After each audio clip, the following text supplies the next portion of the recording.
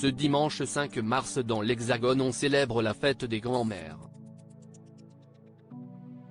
Si Laurence Boccolini a perdu la sienne il y a bien longtemps, elle a tout de même souhaité rendre un bel hommage à celle qui aujourd'hui encore guide ses pas.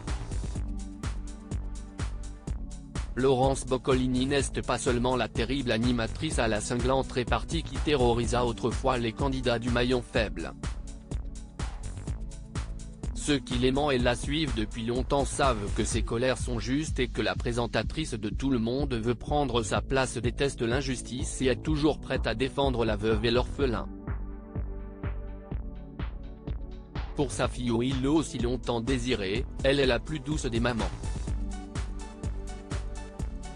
Et lorsqu'elle entr'ouvre les portes de son histoire familiale, s'y est toujours avec tendresse et une grosse pincée d'humour, comme le jour où elle avait évoqué l'expérience américaine de ses arrière-grands-parents et de son grand-père, exilé dans l'État américain du Minnesota.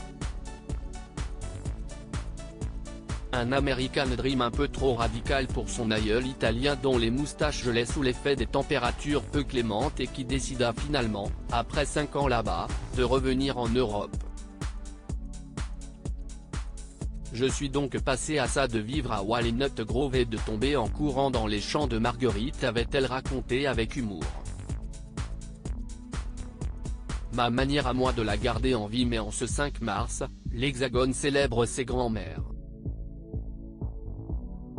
Une fête qui a rendu Laurence Boccolini d'humeur mélancolique. Sur son compte Instagram, l'animatrice récemment endeuillée a pour une fois mis de côté son sens de la répartie, ravageuse, pour évoquer, avec nostalgie, une personne chère à son cœur, et depuis longtemps disparue. Chérissez vos grands-mères tous les jours, même si ce n'est pas leur fête. Serrez-la, dites-lui combien vous l'aimez et combien elle compte dans votre vie. A commencé la maman de Willow.